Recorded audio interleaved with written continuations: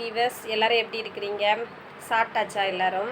இன்றைக்கி நான் என்ன தலைப்பை பற்றி பேச வந்திருக்கேன்னா, பணத்திற்கு தான் மதிப்பு, பாசத்திற்கு மதிப்பில்லை என்பதை பற்றி தான் பேச வந்திருக்கிறேன். அதாவது என்னோட அனுபவத்தை பற்றி பேச வந்திருக்கிறேன். எப்படின்னா, கல்யாணம் முடித்த பிறகு மாமியார் வீட்டுக்கு வந்தாச்சு. அப்போது மாமியார் வீட்டில் என்ன பிரச்சனை நடந்தாலும், அதாவது அளவுக்கு மீறி பிரச்சனை அதிகமாக போகும்போது நம்ம தாய் வீட்டில் தான் சொல்ல முடியும். மற்றபடி சின்ன சின்ன விஷயங்கள்லாம் நம்ம சாதாரணமாக தான் பேசிக்கிடுவோம். அதையும் எங்கள் அம்மா பெருசாக எடுத்துக்கிடுவாங்க. எப்போ பார்த்தாலும் வீட்டில் சண்டை போடுறான்னு. சண்டை வந்தால் தான் நம்ம சொல்ல முடியும், தேவையில்லாமல் சண்டை போடுறதில்ல. ஏன்னா அரேஞ்ச்டு மேரேஜ், அப்போ நம்ம யார்கிட்ட சொல்ல முடியும்? அம்மா வீட்டில் தான் சொல்ல முடியும். அப்பா சரி கிடையாது, அப்பா மேரேஜுக்கு நின்று நடத்தலை, அம்மாவும் சொந்தக்காரங்களும் தான் மேரேஜ் நடத்துனாங்க. அப்போ நம்ம அம்மா கிட்ட தான் சொல்ல முடியும், சொந்தக்காரங்கக்கிட்ட பேச முடியாது. ஏன்னா நமக்கு தாய் இல்லைனா தான் மற்றவங்கக்கிட்ட நம்ம குடும்ப சூழ்நிலையை சொல்ல முடியும். அதுவும் கூட நான் ரொம்ப இம்பார்ட்டன்ஸ் கொடுத்து அவங்கக்கிட்ட தான் சொல்ல மாட்டேன். ஏன்னா நம்ம குடும்ப பிரச்சனை நம்மளோடி, தாய் இருக்கிறதுனால தான் நமக்கு ஒரு கூடுதல் குறைவு சொல்கிறோம். ஆனால் அந்த தாயை என்னென்ன மிஸ்யூஸ் பண்ணுறாங்கன்னு பார்த்துக்கோங்க. எப்படின்னா, நான் சொல்கிற பிரச்சனையெல்லாம் பெருசாக எடுத்துக்கிட்டு என்னோட சொந்தக்காரங்கள், அதாவது என்னோட கணவரையும் என்னோட மாமியாரையுமே சுத்தமாக மதிக்கிறது இல்லை. அவங்க மதிக்க வேண்டாம், இருந்தாலும் அது எனக்கும் ஒரு ப்ரெஸ்டீஜ் ப்ராப்ளமாக தான் இருக்குது. ஏன்னா ஒரு குடும்ப ஃபங்க்ஷனுக்கு போகும்போது இவங்க சரியில்லையே, அப்புறம் இவங்களை எதுக்கு மதிக்கணும் அப்படின்னு சொல்லி அவங்க குடும்பத்துக்குள்ளேயே இந்த மாதிரி பேசிக்கிட்டு எங்களை ஒதுக்கி வச்சுருந்தாங்க. ஏன்னா அவங்க எங்கள் அம்மா வீட்டில் ரொம்ப எதிர்பார்க்குறாங்க, தம்பிக்கு எதாவது ஹெல்ப் பண்ணுவார், அவன் படிச்சுட்டு இருக்கிறான் அப்படி இப்படின்னு அவங்க எதாவது நினைக்கிறாங்க. இங்கேயே எங்களுக்கே 2 குழந்தைங்க இருக்குது, எங்களுக்கு ஃபேமிலி ரன் பண்ணணும். இவரே ரொம்ப சிக்கனமானவர், இவரே எனக்கு எல்லாம் வாங்கி தான் போடுவார், கையில் காசு தர மாட்டார். பிறகு எப்படி இவர் அவங்களுக்கு ஹெல்ப் பண்ண முடியும்? அதை அவங்க யோசிக்க மாட்டேங்கிறாங்க.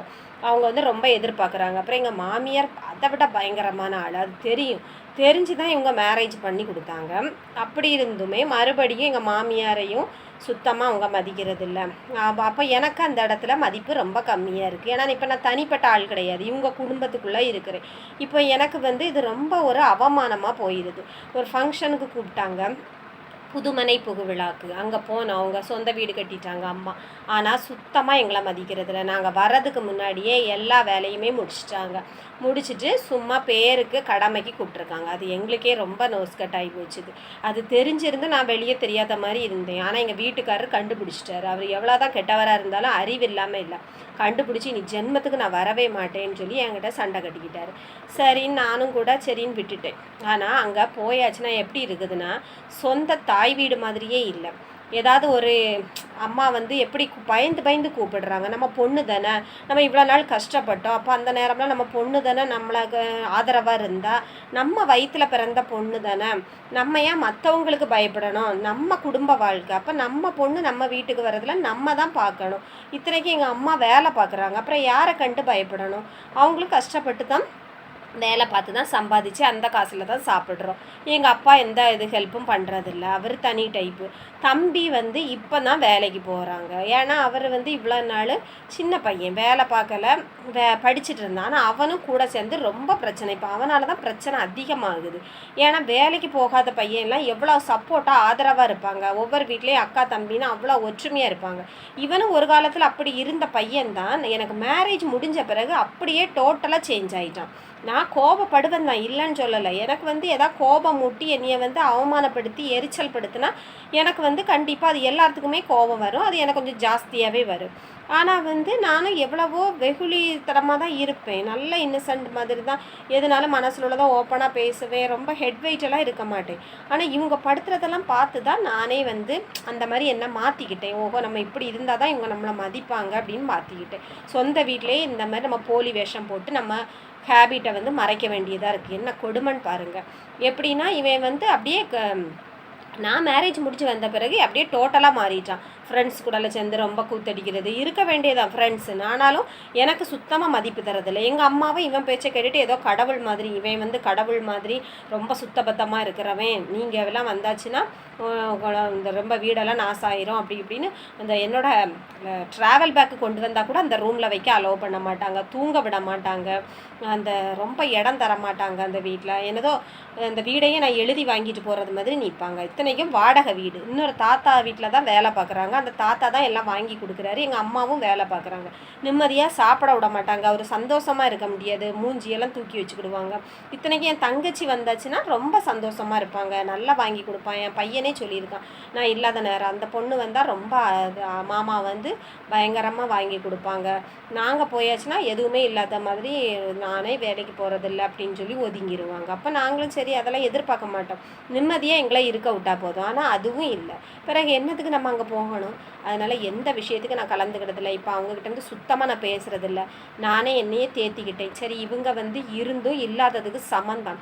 அதனால் இவங்க இல்லாதது மாதிரியே நம்மளை நினச்சிக்கிடுவோம். இவங்க இல்லைனாலும் நம்ம அந்த உலகத்தில் இப்போ நம்ம வந்து வாழ்ந்து தான் ஆகணும். நம்ம வந்து என்ன 2 குழந்தைகளை வச்சுட்டு எதுவும் பண்ண முடியாது.